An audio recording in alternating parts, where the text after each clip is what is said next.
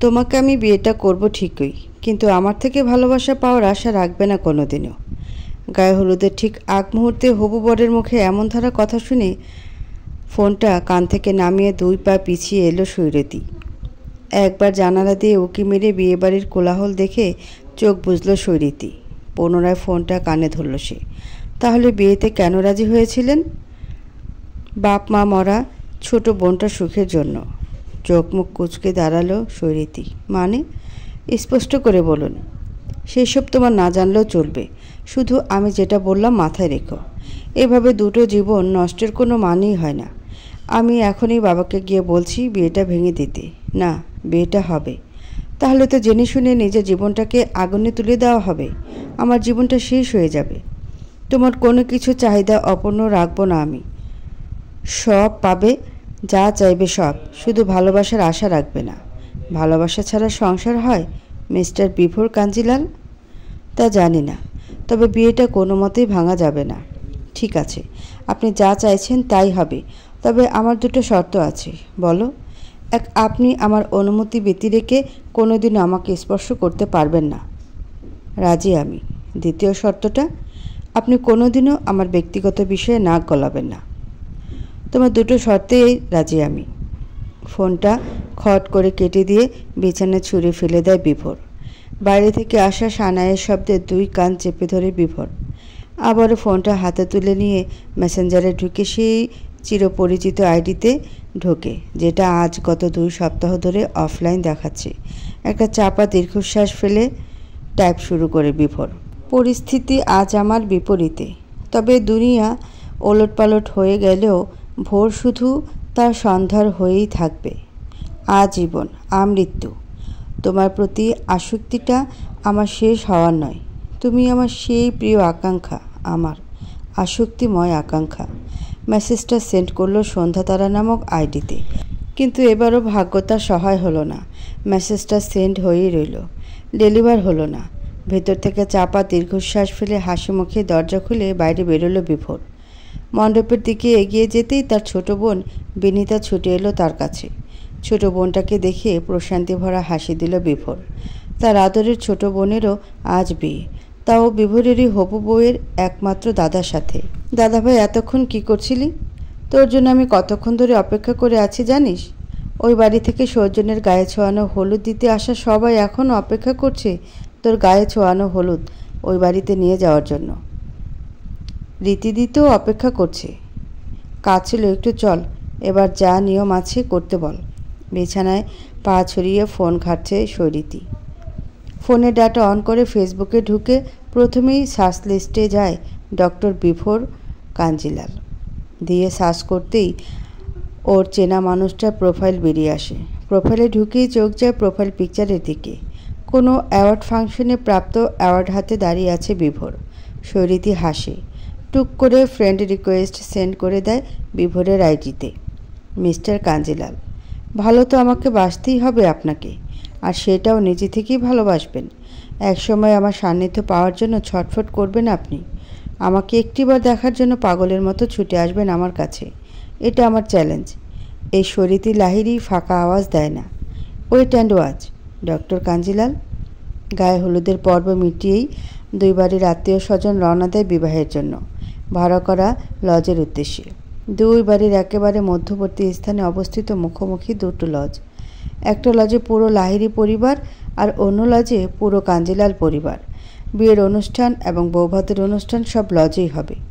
বিভোর লজে ঢুকেই ওর জন্য নির্দিষ্ট করে রাখা রুমে ঢুকে দরজা বন্ধ করে দেয়। ফোনটা হাতে নিতেই মুখে একটা হাসি ফুটে ওঠে। মেসেজটা ডেলিভার হয়েছে, কিন্তু সিন হয়নি। একটা আশার আলো ফুটে উঠেও নিভে যায়। মেসেঞ্জারে ভিডিও কল লাগাতে যাবে সেই সময় বিভোরের ফোনে সৈরতীর ফোন ঢোকে। বিরক্ত হয়ে ফোনটা রিসিভ করে বিভোর। ফোন করেছো কেন? আপনি তো বলেছেন ভালোবাসার আশা না করতে। এটা তো বলেনি যে ফোন করা যাবে না। কি দরকারে ফোন করেছো বলো। দেখুন, আমি জানি আপনি আপনার ইচ্ছের বিরুদ্ধে বিয়েটা করছেন, তবে বিয়ের সময় যদি ব্যর্থ প্রেমিকের মতো মুখ গম্ভীর করে রেখে বিয়ের একটাও ছবি খারাপ করিয়েছেন, তাহলে আবার দ্বিতীয়বার বিয়ে করাবো আপনাকে দিয়ে। তোমাকে কে বলল আমি ব্যর্থ প্রেমিক? এটা বোঝা তো অল্প সময়ের ব্যাপার। একটু বুদ্ধি থাকলে এটা বোঝা যায়। কিভাবে? প্রেমিকা না থাকলে আপনি কি আর আমাকে ভালোবাসতেন না? আমি তো অতটাও দেখতে খারাপ নই, তাই না? ঠিকই বলেছ। আমি একজনকে ভালোবাসি। আমি এভাবে তোমার জীবনটা নষ্ট করতে চাইনি। কিন্তু তোমার বাবা... কথাটা বলে থেমে যায় বিভোর। কি মারাত্মক ভুল করতে যাচ্ছিল সেটা ভেবেই আঁতকে ওঠে সে। মিস্টার সুভাষ লাহিড়ী যদি জানতে পারেন ওনার মেয়েকে এই কথাটা বলে দিয়েছে বিভোর, তাহলে যে ওর বোনের বিয়ে ভেঙে যাবে। 2 মাসের অন্তঃসত্ত্বা বিনীতার যে তখন আত্মহত্যা করা ছাড়া কোনো উপায় থাকবে না। আমার বাবা কি? ডক্টর কাঞ্জিলাল? কিছু না, রাখছি। এই শুনুন। শুনছি। সিঁদুরটা যেন আমার নাকে পড়ে। বিরক্ত হয়ে কোনো উত্তর না দিয়ে ফোনটা কেটে দিল বিভোর। ফোনটা রেখে পিছনে ঘুরতেই বিনীতা জড়িয়ে ধরে বিভোরকে। ফুপিয়ে কেঁদে ওঠে সে। কাঁদছিস কেন পাগলি? দাদা ভাই, আমার একটা ভুলের জন্য তোর জীবনটা শেষ হয়ে গেল এভাবে। শুধুমাত্র আমার জন্য তুই আজ নিজেকে বলে দিচ্ছিস। জানিস নিতু, মা যখন মারা যায় তখন তোর বয়স মাত্র 3 দিন। বিপুর 4 আর আমার 10। সেই তখন থেকেই তোদেরকে নিজের হাতে বড় করেছি আমি। তোরা হলি আমার 2 চোখের 2 মণি। আমার 1 চোখের মণি খারাপ হয়ে গেলে আমি তো এমনিতেই অন্ধ হয়ে যাব। তাই তোকে কষ্টে রেখে আমি কিভাবে সুখী হব বলতে পারিস? আমার সব সুখের কারণই তো তোরা। আমাকে ক্ষমা কর দাদা ভাই। আমি আর সৌজন্য তোকে না জানিয়ে 1 বছর আগে রেজিস্ট্রি ম্যারেজ করে ফেলেছি। আর তার ফল আমার পেটের বাচ্চা। ছি বোন, নিজের সন্তানকে এরকম করে বলতে হয় না। ও তোদের দুজনের বৈধ সন্তান। আর খবরদার, দ্বিতীয়বার যদি আমার ভাগ্নিকে খারাপ কথা বলেছিস তাহলে খুব বকবো। বাবা, ভাগ্নি পৃথিবীর আলো দেখতে না দেখতেই দাদা বোনের ঝগড়া বাঁধিয়ে দিচ্ছে। আবার খারাপ কথা বলছিস? দাদা ভাই, তুই রীতিদিকে মেনে নিতে পারবি তো? এসব কথা এখন থাক না বোন। ওদের কথার মাঝেই ঘরে একজোড়া ছোট পা হেলতে তুলতে ঘরে ঢুকে কোমরে হাত দিয়ে রাগে ভঙ্গিতে দাঁড়ায়। বিভোর আর বিনীতা ওর ভঙ্গিমা দেখে হেসে ফেলে। বিভোর বাচ্চাটা সামনে বসে। মামু, তুমি আমাতে একটু ভাবাতো না। এ বাবা, আমার পাকা বুড়িকে কে বলেছে তার মামু তাকে ভালোবাসে না? আমি জানি। মিমির বেবি হবে তাই তুমি আমাতে ভাবাতো না। বিভোর কোলে তুলে নেয় তার ছোট্ট পাকা বুড়িকে। 2 বছরের ছোট্ট মনীষা অভিমানে ঠোঁট ফোলায়। বিভোরের বড় বোন বিপাশার একমাত্র মেয়ে সে। বাড়ি এবং মামার বাড়ি খুব আদরের। এই ভাইয়া, আমি যে পিপি হচ্ছি সে ট্রিটটা কবে দিবি? সরিতির মুখ চেপে ধরে সৌজন্য। এদিক ওদিক তাকিয়ে ওর মুখ চেপে ধরেই ঘরে নিয়ে গিয়ে দরজা আটকে দেয়। পাগল হয়েছিস বোন? বিয়েবাড়িতে সারাক্ষণ নিমন্ত্রিতরা ঘোরাঘুরি করছে। কারোর কানে গেলে কি হবে ভেবে দেখেছিস? তুই এত ভয় পাচ্ছিস কেন ভাইয়া? তোরা তো 1 বছর আগেই বিয়ে করে নিয়েছিস। তোরা মা বাবা হবি, এটা তো স্বাভাবিক। তুই কি এখন জনে জনে গিয়ে বলতে যাবি আমি আর নিতু আগে থেকেই বিবাহিত? তুই এত ফাস্ট এগুলো তো আমাকে জনে জনে বলে বেড়াতে হবে কথাটা। তোরও তো আজ বিয়েটা হচ্ছে, আমিও দেখব তোরাও ফাস্ট এগোস কিনা। ছি, বোনকে কি ওইসব কথা বলে? কোনো কথা কি মুখে আটকায় না? বোন দাদাকে বলতে পারলে দাদা কেন পারবে না? বিয়েটা অবশেষে হয়ে গেছে। বৌভাতের অনুষ্ঠান শেষ হতেই বিভোর রীতিকে নিয়ে কাঞ্জিলাল বাড়িতে চলে এসেছে। আর সৌজন্য বিনীতাকে নিয়ে লাহিড়ী বাড়ি ফিরে গেছে। ফুলসজ্জার ব্যবস্থাটা নিজেদের বাড়িতেই করা হয়েছে। অনেকক্ষণ ধরে মাথায় ঘোমটা টেনে বিছানার মাঝখানে বসে আছে রীতি। প্রচণ্ড পরিমাণে বিরক্ত সে। বিভোরের ওপর রাগে চোখ মুখ লাল করে বসে আছে। ফোনে মেসেজের নোটিফিকেশন ঢুকতেই আরও বিরক্ত হয় রীতি। ফোনটা হাতে নিতেই দেখে মেসেঞ্জার নোটিফিকেশন। ক্লিক করতে ভেসে ওঠে একটা মেসেজ। তুমি কি বুঝবা না তোমার ডাক্তার সাহেব তোমাকে কতটা ভালোবাসে? কি হয়েছে তোমার? 2 সপ্তাহ চলে গেল, তোমার সাথে কোনো কথা হয় নাই। আমি ভেতরে শেষ হয়ে যাচ্ছি সন্ধ্যা। তোমার নিস্তব্ধতা আমার হৃদয়টা পুড়িয়ে দিচ্ছে। এরকমভাবে তিলে তিলে মারার থেকে একবারে মেরে ফেলো তুমি আমায়। মেসেজটা মাত্রই ডেলিভার হয়েছে রীতির ফোনে। বিভোরের থেকে সকালেও একটা মেসেজ পেয়েছে সে। কিন্তু সে এত তাড়াতাড়ি ধরা দিতে চায় না তার ভোরের কাছে। ও চায় বিভোর নিজে তাকে খুঁজে বের করুক, কিন্তু বিভোরের লাস্ট মেসেজ গলা শুকিয়ে আসে রীতির। তাই কোনো কিছু না ভেবেই টাইপিং শুরু করে। আপনি আমায় আদৌ ভালোবাসেন তো ডাক্তার সাহেব? মেসেজটা সেন্ড করতেই সঙ্গে সঙ্গে সিন হয়, যেন অপর প্রান্তের মানুষটা এই মেসেজেরই অপেক্ষায় বসেছিল। সঙ্গে সঙ্গে অপর প্রান্ত থেকে টাইপিং শুরু হয়। 2 বছরের সম্পর্কে আমাকে একটুও বিশ্বাস করা গেল না সন্ধ্যা? তোমার সন্দেহ আছে নাকি আমার ভালোবাসা নিয়ে? মেসেজটা পেতে রীতির মুখে হাসি ফুটে উঠল। আর কোনো রিপ্লাই দিল না। ওই আইডিটা লগ আউট করে নিজের রিয়েল আইডিতে লগ ইন করলো। তারপর ডাটা অফ করে বিভোরের নম্বরে ফোন লাগালো। 10 সেকেন্ডের ব্যবধানে ফোন রিসিভ হলো। আপনি কখন রুমে আসবেন? আমি আর আপনার জন্য অপেক্ষা করতে পারছি না। কে অপেক্ষা করতে বলেছে তোমাকে আমার জন্য? যদি ভেবে থাকো আমি আজ তোমার সাথে ফুলসজ্জা করব, তাহলে সে আশা ভুলে যাও।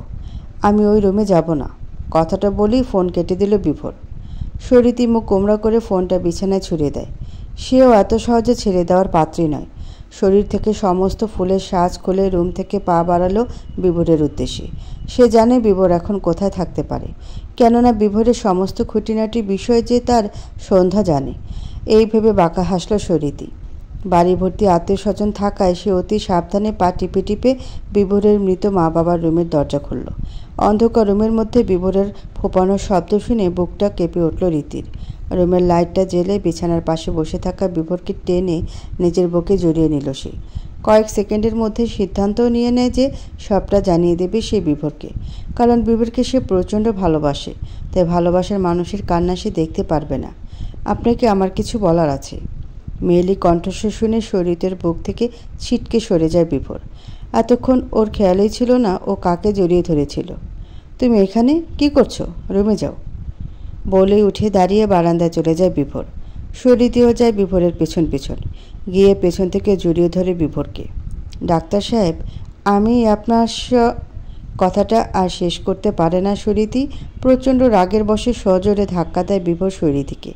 শরীতি টাল সামলাতে না পেরে পড়ে যায় বারান্দার এক কোণে। লোহার রেলিংয়ে মাথা লেগে কপালের বেশ খানিকটা অংশ কেটে রক্ত গড়িয়ে পড়ে শরীতির গাল দিয়ে। সেদিকে কোনো খেয়াল নেই বিভোরের। তোমাকে আমি বলেছি না ভালোবাসার আশা করবে না, তা সত্ত্বেও তুমি আমার অ্যাটেনশন পাওয়ার চেষ্টা করছো। আর please don't call me doctor sahib next time.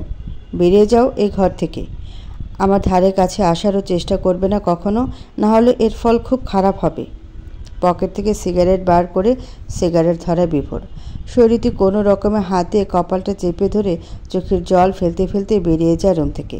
ফুলসজ্জার ঘরে ঢুকে দরজা বন্ধ করে দিয়ে বিছানায় সাজানো সব ফুল ছিঁড়ে ফেলে শরীরটি। তারপর বিছানায় উপর হয়ে শুয়ে বালিশটাকে চেপে ধরে কাঁদতে থাকে। বৌদি, বৌদি, দরজা খোলো। বড় ননদ বিপাশার ডাকে ঘুম ভাঙে শরীরটির। জানালা দিয়ে সূর্যের আলো প্রবেশ করেছে রুমের মধ্যে। চোখের জল শুকিয়ে যাওয়া চোখের টান লাগতে সামনে গিয়ে আয়নার সামনে দাঁড়ায় শরীরটি। নিজের মুখমণ্ডলের অবস্থা দেখে আঁতকে ওঠে সে। মুখের বাঁ সাইডটা শুকনো রক্তের দাগ জলজল করছে এখনও। বৌদি, উঠেছ? আমরা বাড়ি যাচ্ছি, একবার বাইরে এসো। না, এই অবস্থায় বাইরে যেতে পারবে না শরীরটি। সবাই জিজ্ঞাসা করলে কি উত্তর দেবে সে? দিদি ভাই, আমি চেঞ্জ করে নিচে আসছি, মিনিট 15 একটু অপেক্ষা করো প্লিজ। ঠিক আছে, তাড়াতাড়ি এসো। শরীরটি ব্যাগ থেকে টাওয়ালটা বের করে ওয়াশরুমে যায়। টাওয়ালের একটা কোণ ভিজিয়ে সযত্নে রক্তটা পরিষ্কার করে নেয়। তারপর ব্রাশ করে রুমে আসে। ডাক্তার মানুষের ঘরে একটু খুঁজতেই ফার্স্ট এড বক্সটা পেয়ে যায় শরীরটি।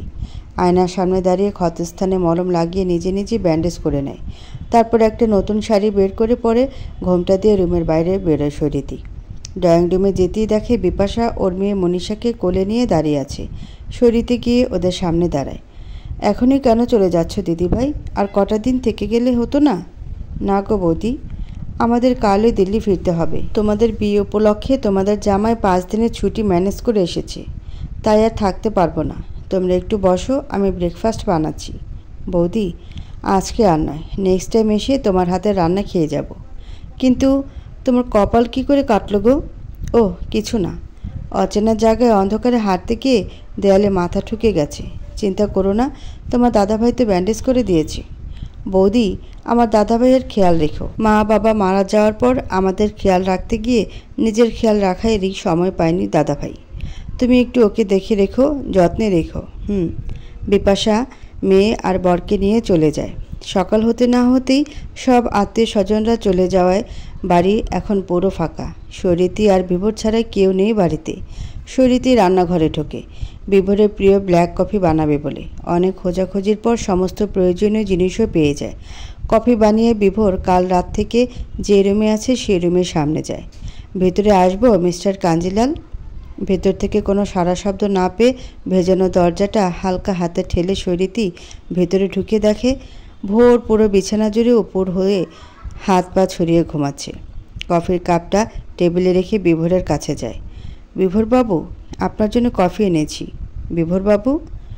নিতু, ঘুমাতে দে তো, আজ হসপিটাল যাব না, অফ নিয়েছি। বিভোরবাবু, আমি রীতি, সৈরীতি। সৈরীতি নামটা শুনে দর ফুরিয়ে বিছানায় উঠে বসে বিভোর। চোখ দুটো হাতের উল্টো পিঠ দিয়ে রগড়ে তাকায় রীতির দিকে। তুমি এই ঘরে এসেছো কেন? আমার পারমিশন ছাড়া এই ঘরে কেউ ঢোকে না। এক্ষুনি বেরিয়ে যাও, আর নেক্সট টাইম যেন এই ঘরের আশেপাশেও তোমাকে না দেখি। চন্দ্রের অবস্থান খোলা আকাশের কোনো এক প্রান্তে। পূর্ণিমায় চাঁদের আলো অবহেলিতভাবে প্রবেশ করেছে শৈরীতির রুমের বারান্দায়। সেখানে যে চন্দ্রবিলাস করার মতো কোনো ভালোবাসার মানুষ নেই। রুমের মধ্যে টেবিল ল্যাম্পের সুইচটা একবার অন আর একবার অফ করছে শৈরীতি। বছর দুয়েক আগের মেসেঞ্জার কলের কিছু কথোপকথন ভেসে আসছে শৈরীতির চোখে। আপনি আমাকে না দেখে কিভাবে ভালোবাসার কথাগুলো বলছেন ডাক্তার সাহেব? ভালোবাসতে হলে কি আগে তাকে দেখতে হয়? অবশ্যই হয়। আমি যদি কুৎসিত দেখতে হই, আপনার পাশে তো আমাকে মানাবে না। মানুষের রূপ কখনো কুৎসিত হয় না, কুৎসিত হয় মানুষের মন। আর তোমাকে না দেখেই তোমার সুন্দর মনের পরিচয় আমি পেয়েছি। আমাকে সত্যিই আপনার পাশে মানাবে না ডাক্তার সাহেব? মানাতে হবে না। পরস্পরের প্রতি ভালোবাসাটা থাকলে মানাচ্ছে কি মানাচ্ছে না এ নিয়ে ভাবার দরকার নেই। তুমি আমার, একান্তই আমার ব্যক্তিগত নারী। ভোরের আকাশে সন্ধ্যা তারা তুমি। এইসব ভাবনার মধ্যেই শরীরের মনে হলো একবার সন্ধ্যাতারা নামক আইডিতে লগ ইন করতে। যেমন ভাবা তেমন কাজ। লগ ইন করতেই পরপর কয়েকটা মেসেজ ঢুকলো শরীরের মেসেঞ্জারে। ছোটবেলা থেকে বোনদের বড় করার জন্য আমার নিজের ভালো লাগা ভালোবাসা সব বিসর্জন দিয়েছিলাম। তখন বোনদের মানুষের মতো মানুষ করাই ছিল আমার জীবনের প্রথম লক্ষ্য। অন্য কিছু নিয়ে ভাবার সময় ছিল না। কিন্তু তোমার সাথে পরিচয় হওয়ার পর আমার রোজকার শিডিউল বদলাতে শুরু করলো।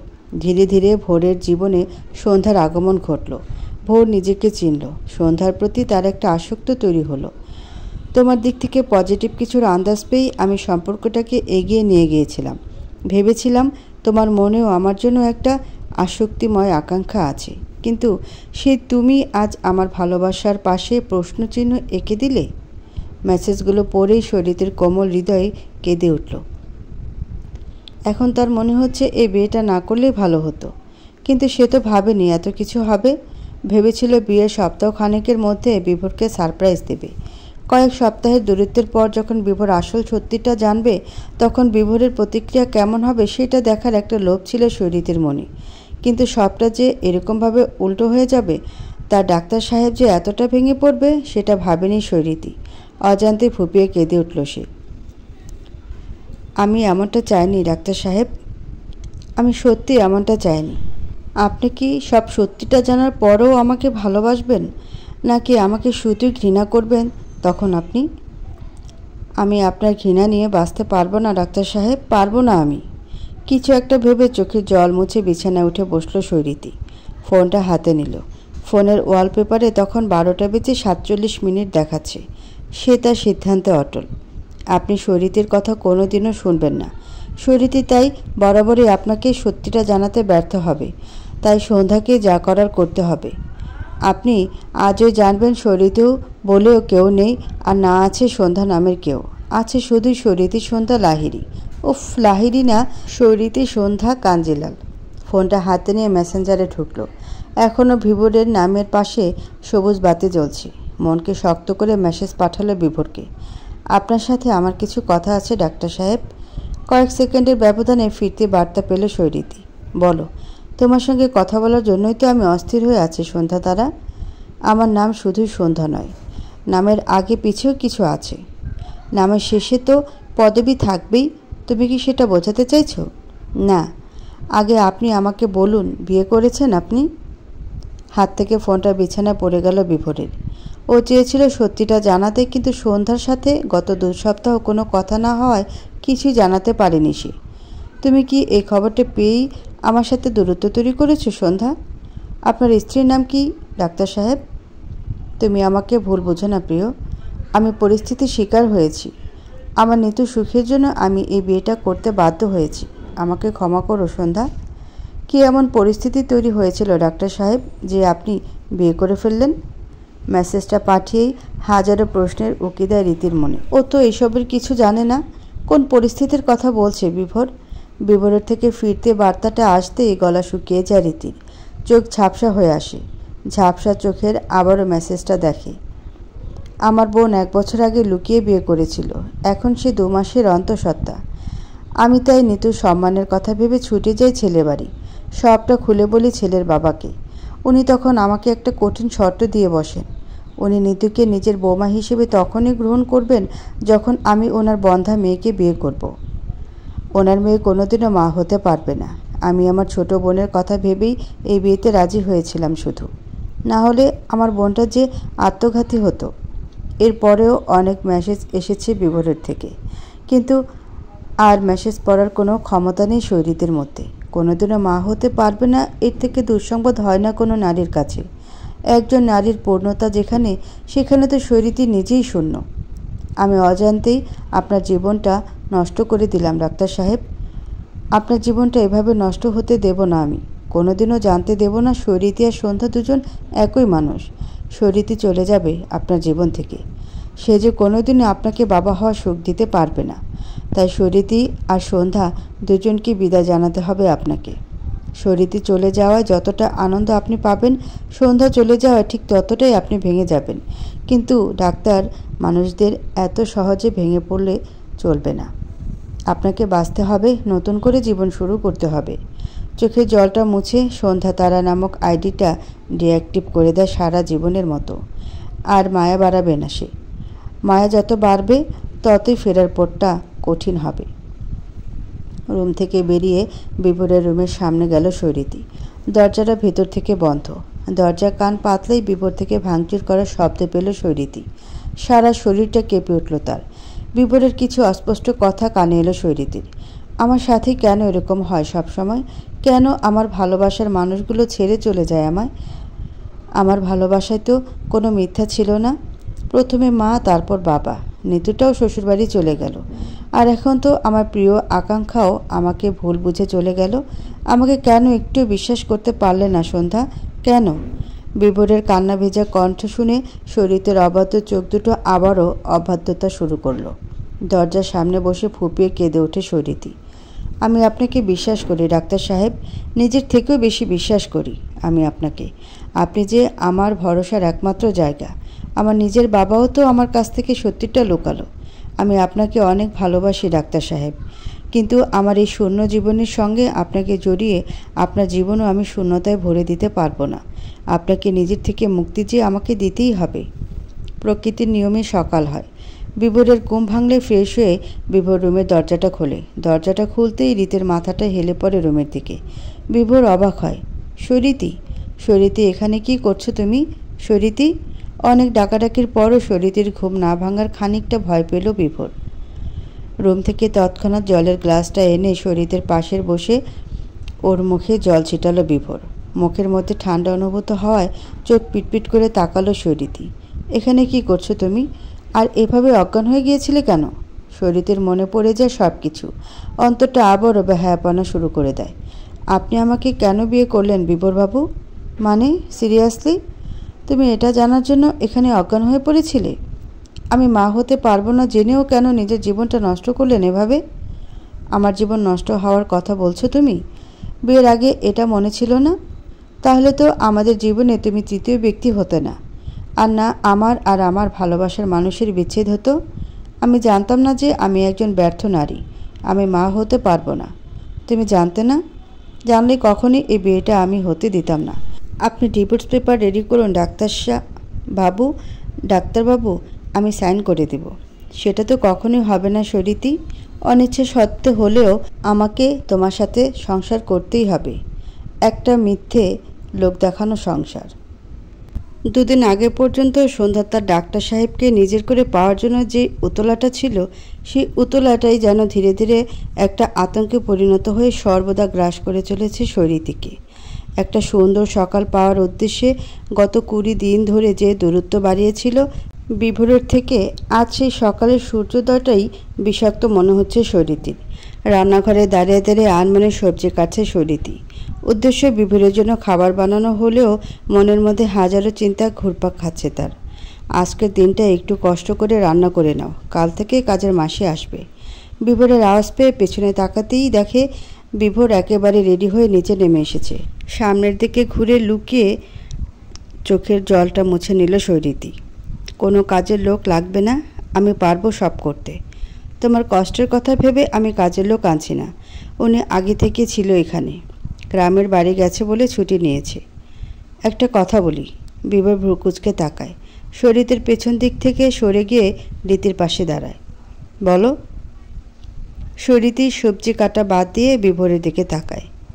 আপনি এই বিয়ে মানেন না, তাই আমি আপনার বাড়ির আশ্রিতা, তাই বসে বসে খেতে পারবো না। বাড়ির কাজ করলে যদি আপনার ঋণ কিছুটা শোধ করতে পারি, তাই বলছি কাজের লোককে আসতে মানা করে দিন। যতটা খারাপ ভাবছো আমি ততটাও খারাপ নেই।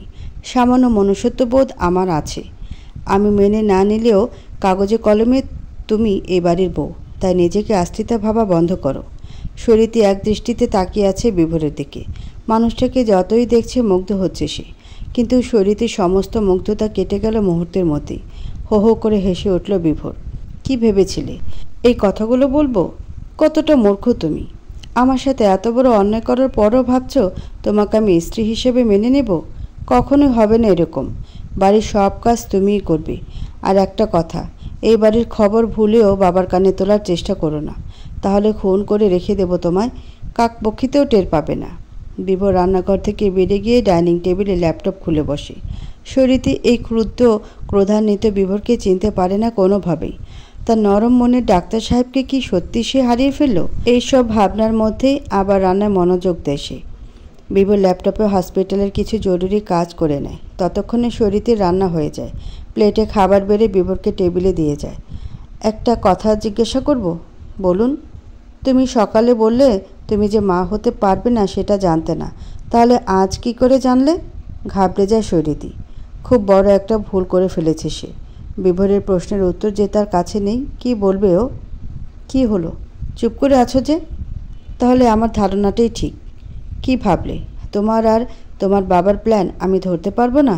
সব জেনেও আজ না জানার ভান করে ডিভোর্স চেয়ে যে ভালো মানুষের নাটকটা করলে সেটা আমি ধরে ফেলেছি শরীতি লাহিড়ী।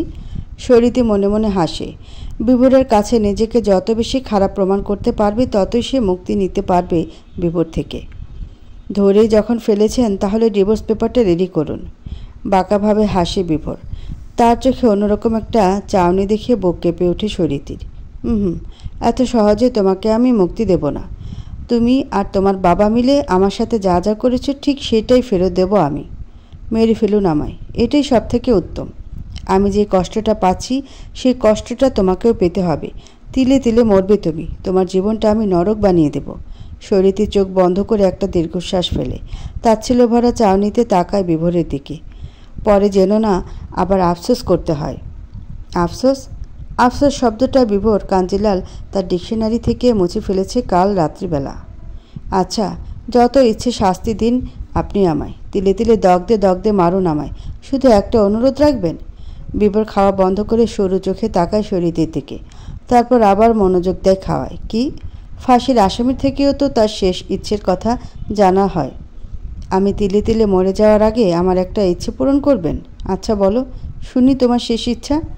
আমার মাস্টার্সের ফাইনাল ইয়ার চলছে, এটা মাস্টার্সটা কমপ্লিট করতে দেবেন আমায়? তবে বাড়ির সব কাজ যেন সময়ে হয়ে যায়। ধন্যবাদ। শরীতি আর দাঁড়ায় না বিভোরের সামনে। খুব কষ্ট হচ্ছে তার। ছুটে রুমে গিয়ে দরজা বন্ধ করে দেয়। শরীতির খুব ইচ্ছে হয় চিৎকার করে কাঁদতে। ওয়াশরুমে গিয়ে শাওয়ার চালিয়ে ধপ করে বসে পড়ে শাওয়ারের নিচে। আমি সত্যিই জানতাম না ডাক্তার সাহেব, আমার বাবা এভাবে আপনার জীবনটা নষ্ট করে দিয়েছেন। আমাকে কেউ ঘূর্ণাক্ষরেও জানতে দেয়নি যে আমি সন্তান জন্ম দিতে অপারগ। যদি জানতাম তাহলে না আপনার সঙ্গে সম্পর্কে জড়াতাম আর না করতাম আপনাকে বিয়ে। যেদিন আপনি গিয়েছিলেন আমাদের বাড়ি বাবার সাথে কথা বলতে, সেদিনই আপনাকে দেখেছিলাম আমি। বাবা তো আমাকে বলেছিল আপনার বোন নাকি চাইছে না দাদার আগে নিজে বিয়ে করতে, তাই তো আপনি রাজি হয়েছেন আমাকে বিয়ে করতে। আমি অনেক খুশি হয়েছিলাম আপনাকে সারপ্রাইজ দেওয়ার জন্য। কিচ্ছু বলিনি আপনাকে, যোগাযোগও বন্ধ করেছিলাম। কিন্তু এই বিয়ের মধ্যে যে এত রহস্য আছে সেটা আমি জানতাম না। এখানে আমি কি করব বলতে পারেন? প্রায় আধা ঘন্টা পর ওয়াশরুম থেকে বেরোয় সুরীতি। রুমে এসে শাড়ি পাল্টে ভেজা শাড়িটা মেলে দেয় বারান্দায়, তারপর নিচে যায়। বিভোরকে কোথাও দেখতে পায় না, তার মানে চলে গেছে বিভোর। সুরীতি ড্রয়িং রুমের সোফায় বসে টিভি অন করে কিছুক্ষণের মধ্যে বাড়ির ল্যান্ডফোনটা বেজে ওঠে। ফোনটা রিসিভ করে সুরীতি। হ্যালো হ্যালো রীতি, আমি বিনীতা বলছি। হ্যাঁ বৌদি বলো, কেমন আছো? ভাইয়া কেমন আছে? আর আমার পুচকে ভাইপোটা কেমন আছে? সবাই খুব ভালো আছে। দাদাভাই বাড়িতে আছে? না, উনি তো একটু আগেই হসপিটাল বেরিয়ে গেল। তাহলে ভালোই হলো, তোমার সাথে আমার কিছু কথা আছে। বলো, শুনছি। দাদাভাই অন্য কাউকে ভালোবাসে, জানি। বলেছে তোমাকে? আচ্ছা শোনো, তুমি এখন দাদাভাইয়ের স্ত্রী। আমার মনে হয় তোমার সাথে থাকতে থাকতে দাদাভাই তোমাকে ভালোবেসে ফেলবে। বলছি বৌদি, এইসব কথা বাদ দাও না। ভাইয়া কোথায়? আমি একটু ওর সাথে কথা বলবো। ধরো দিচ্ছি। হঠাৎই সুরীতির ব্যক্তিগত ফোনটা বেজে ওঠে। স্ক্রিনে বিভোরের নাম দেখে অবাক হয় সুরীতি। টেলিফোনটা পাশে রেখে নিজের ফোনটা রিসিভ করে সে, হ্যালো। ভুলেও তোমার দাদাকে বলার চেষ্টা করো না কিছু। সুরীতি বিস্ময়ের সাথে এদিক ওদিক তাকায়। বিভোর বা কাউকে কোথাও দেখতে পায় না। খুব অবাক হয় সুরীতি। অপর পাশ থেকে হো হো করে হেসে ওঠে বিভোর। বোনের সুরক্ষার জন্য সারা বাড়িতে সিসি ক্যামেরা লাগিয়েছিলাম আমি। বোনের বিয়ের পরও যে সেটা এভাবে কাজে লেগে যাবে ভাবেনি। ভুলেও অতিরিক্ত সাহস দেখাতে যেও না। তোমার একটা ছোট্ট ভুল কিন্তু তোমার জীবনটা নরক বানিয়ে দেবে। আমার ওপর নজরদারি না করে পেশেন্টের উপর নজরদারি করুন, সেটা আপনার জন্য উপকার। বিভোর কাঞ্জিলালকে জ্ঞান দিতে এসো না। বিভোর কাঞ্জিলালের খারাপ রূপ তুমি এখনও দেখোনি। আপনার সাথে কথা বলতে আমার বিন্দুমাত্র ইচ্ছে করছে না। আমার প্রাইভেসি নষ্ট করে ওখানে বসে বসে খারাপ রূপ দেখাচ্ছেন। আর তুমি যে আমার পুরো জীবনটা নষ্ট করে দিয়েছো, ডিভোর্স দিয়ে দিন, আপনার জীবন নষ্ট হবে না আর। তোমাকে এত সহজে কি করে ছেড়ে দিই বলো? কষ্ট জিনিসটা উপলব্ধি করো আগে। একটা নারী সন্তান জন্ম দিতে ব্যর্থ, এই সংবাদটা কি কষ্টকর নয় কোনো নারীর জন্য? সারাদিন এদিক ওদিক খাবারের সন্ধানে ঘোরার পর পাখিরা ফেরে তাদের আশ্রয়স্থলে। এক ঝাঁক পাখি দলবদ্ধভাবে ফিরে চলেছে তাদের ঠিকানায়। কোনো এক ডোবা থেকে ভেসে আসছে ব্যাঙের কর্কশ গর্জন। ঝিঝি পোকারাও তাদের নিজস্ব সুরে গান বেঁধেছে। দূরের কোনো এক লোকালয় থেকে ভেসে আসছে বাউল গানের সুর। এরই সঙ্গে সুর বেঁধেছে কোনো এক নতুন গৃহবধূ। ভালো আছি, ভালো থেকেও, আকাশের ঠিকানায় চিঠি লিখো। আনমনে গান বেঁধেছে সুরীতির চঞ্চল মন। বাবার বাড়িতে সারাক্ষণ ধৈর্য করা মেয়েটার জীবনটা যেন আজ নিঃসঙ্গতায় ভরে গেছে। যদিও সে আগে থেকেই জানতো বিভোরকে বিয়ে করলে তাকে বাড়িতে একাই থাকতে হবে, তাই সে মনকে অনেক বুঝিয়েই এই জীবনটা বেছে নিয়েছে। তবুও সুরীতির মনটা আজ বিষাদে ভরে আছে। হসপিটাল থেকে এসে নিজের রুমের সামনে দিয়ে যাওয়ার সময় মেয়েলি সুরেলা কণ্ঠ শুনে থমকে যায় বিভোর। গুটি গুটি পায়ে প্রায় 2 দিন পর নিজের রুমে প্রবেশ করে বিভোর। সে কণ্ঠস্বরের উৎস খুঁজতে খুঁজতে ব্যালকনিতে যায় সে। শরীরের পেছনে দাঁড়িয়ে ওর গান শুনতে থাকে। শরীরের গান শেষ হলে সে চোখ থেকে গড়িয়ে পড়া অশ্রুটা হাতের উল্টো পিঠ দিয়ে মুছে নেয়। আমাদের জীবনটা তো এমন হওয়ার কথা ছিল না। একটা ঘটনা সব কিছু এলোমেলো করে দিল। যার সাথে গহর বাঁধার স্বপ্ন দেখেছিলাম তাকে যে এভাবে দূরে ঠেলে দিতে হবে কখনো ভাবিনি।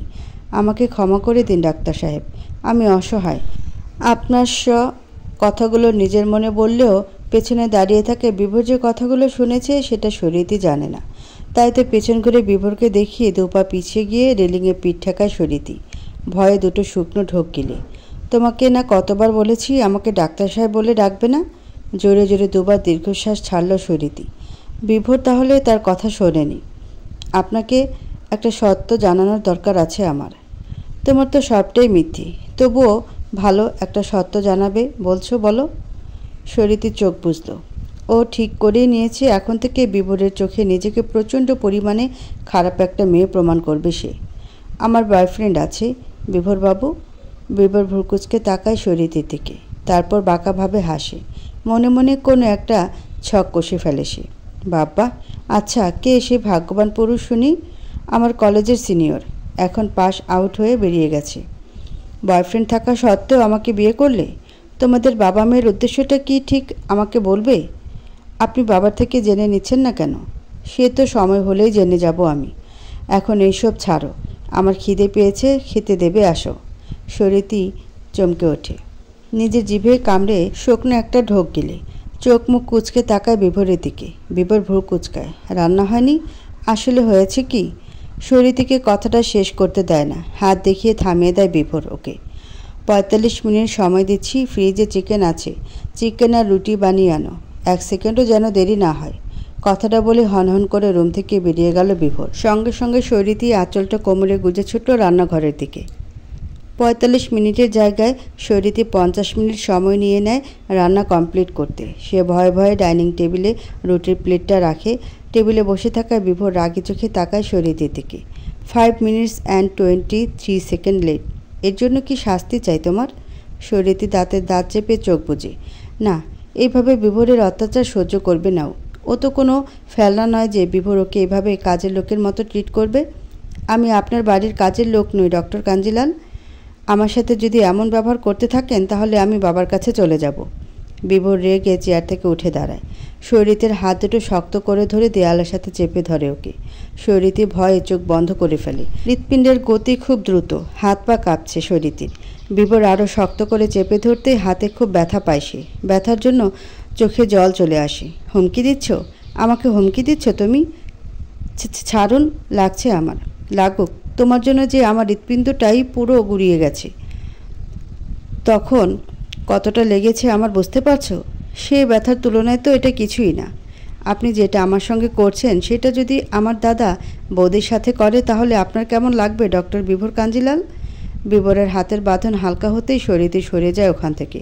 ছুটে রান্নাঘরে এসে মুখ চেপে কাঁদতে থাকে। বিভোর ওখানেই থমকে দাঁড়িয়ে আছে। এতক্ষণ তো এটা ভেবে দেখেনিও যদি কোনোভাবে ওর বোনের শ্বশুরবাড়িতে এসব কথা জানাজানি হয় তাহলে ওর বোনেরও যে লাইফ রিস্ক হয়ে যাবে। না, আমার ভুলের জন্য নিতুকে কষ্ট পেতে দেব না আমি, কিছুতেই না। দুজনের কারোরই আর রাতে খাওয়া হয়ে ওঠেনি। একজনের মনে অভিমানের পাহাড় জমতে শুরু করেছে আর অন্যজনের মনে শুধুই ঘৃণা। বিভোর যতভাবে ও নর্মালি থাকবে শরীরীর সামনে আর 5টা স্বামী স্ত্রীর মতোই থাকবে, কিন্তু সেটা পেরে ওঠে না বিভোর। শরীরীকে দেখলে একটা ঘৃণা এসে ভর করে বিভোরকে, আর সেই ঘৃণাটাই পরবর্তীতে রাগে রূপান্তরিত হয়, যার জন্য পশুর মতো ব্যবহার করে বিভোর শরীরীর সঙ্গে। মা বাবার রুমের বারান্দায় সিগারেট ধরিয়ে নির্জন অন্ধকারকে উপভোগ করছে বিভোর। মানসপটে ভেসে আসছে গত 2.5 বছর আগের স্মৃতি। সন্ধ্যা তারা নামটা বেশ আনকমন লাগাতেই ফ্রেন্ডে রিকোয়েস্ট পাঠিয়েছিল বিভোর। প্রায় 1 মাস পর সেই রিকোয়েস্টটা অ্যাকসেপ্ট করে অপর প্রান্ত। সেটা দেখে বিভোর আইডিতে ভিজিট করে। হাতে একগুচ্ছ কাশফুল নিয়ে মুখমণ্ডল অপ্রকাশিত রেখে একটা মেয়ে দাঁড়িয়ে আছে। এমনি ছিল প্রোফাইল পিকচারটা। তারপর প্রোফাইলের নিচের দিকে নামতেই অনেক ফুলের ছবি পায় বিভোর। এতে করে বোঝে মেয়েটা হয়তো ফুল ভালোবাসে। তারপর আরও নিচে যেতে কয়েকটা মেয়ে হাতের উপর হাত দিয়ে দাঁড়িয়ে আছে এমনও 2-3টে ছবি দেখেছিল বিভোর। তারপর কৌতূহলবশতই মেসেঞ্জারে বার্তা প্রদান করে সে। আপনাকে শুকতারা রূপে ভোরের আকাশে আসার জন্য অভ্যর্থনা জানানো হচ্ছে মাননীয় সন্ধ্যা তারা। মেসেজ ডেলিভারি হওয়ার প্রায় 7 ঘন্টা পর অপর প্রান্ত থেকে ফিরতি বার্তা পায় বিভোর। সন্ধ্যা তারা সন্ধ্যার আকাশেই মানানসই। ভোরের আকাশে যেতে হলে যে সময়ভেদ করতে হবে। মেসেজটি খানিকক্ষণ যাবৎ পর্যবেক্ষণ করে বিভোর। আর এটা কি আসল নাকি নকল বুঝতে বেগ পেতে হচ্ছে তাকে। সারা জীবন পড়াশোনা নিয়ে থাকায় এসব বাহ্যিক জ্ঞান খুবই কম তার। কিছু একটা ভেবে টাইপ করতে বসে বিভোর। সন্ধ্যা তারা কি আসলেই সন্ধ্যা তারা, নাকি এর ভিতরেও লুকিয়ে আছে অন্য কোনো নক্ষত্র? মেসেজটি পাঠিয়ে ওটির জন্য রেডি হয় বিভোর। মস্তিষ্কের ডক্টর বিভোর কাঞ্জিলাল হলো একজন সম্মানীয় ব্যক্তিত্ব। হসপিটাল জুড়ে শুধুই বিভোরের নাম। তখন 30 বছরের এই ডাক্তারের রূপে পাগল হয়েও অনেক বেনামি অসুখ নিয়ে আসে মহিলারা। সেদিন হসপিটাল থেকে বাড়ি ফিরে ফোন চেক করতে 5 ঘন্টা আগে সন্ধ্যাতারা আইডি থেকে আসা মেসেজটি পায় বিভোর। সন্ধ্যাতারার মাঝেই লুকিয়ে আছে এই মানবীয় গোপন পরিচয়। বিভোর মুচকি হেসে মেসেজে লেখে, সন্ধ্যা নাকি তারা। অপর প্রান্ত থেকে কয়েক সেকেন্ডের ব্যবধানে সিন হয় মেসেজটি। সেখানে আমি নিজে নক্ষত্র হই কি করে, যেখানে আমার আকাশে বসবাস লক্ষ লক্ষ কোটি কোটি নক্ষত্রের। বিভোর একটা বিস্ময় করা হাসি দেয়। মানে বুঝতে পেরেছে সে, গোপন পরিচয় উপলব্ধি করতে পেরেছে। ভোরের আকাশে একটা শুকতারার বড্ড অভাব। এই সন্ধ্যার আকাশে সন্ধ্যাতারাকে যে ভোরের আকাশে খুবই প্রয়োজন ম্যাডাম। সাক্ষাৎ বিনা সন্ধ্যাতারা যে কখনই ভোরের আকাশে শুকতারা হতে পারবে না ডাক্তার সাহেব। বিভোরের কৌতূহল বেড়েই চলেছে। আবারও টাইপ শুরু করে সে। সন্ধ্যা আর ভোরের মিলনস্থল যে একমাত্র ওই শুক্র গ্রহ। সময়ভেদে যে সন্ধ্যার আকাশে সন্ধ্যাতারা আর ভোরের আকাশে শুকতারা। তাহলে পরজন্মে পৃথিবী গ্রহের ভোর না হয়ে শুক্র গ্রহের ভোর হন। দেখা হবে তখন আমাদের। এই পৃথিবীতে সন্ধ্যা আর ভোরের মিলন ঘটবে। কথায় মায়াজালে যে আটকে গেছে মস্তিষ্ক বিশেষজ্ঞ ডক্টর বিভোর কাঞ্জিলালের অবাধ্য মন। মস্তিষ্ক দুটোই। দিবা স্বপ্ন না দেখে এই মায়াজাল থেকে বেরিয়ে পড়ুন ডাক্তার সাহেব। মায়া বাড়লে কিন্তু আর বেরোতে পারবেন না। সন্ধ্যা আর ভোরের মিলন কোনোদিনই সম্ভব নয়।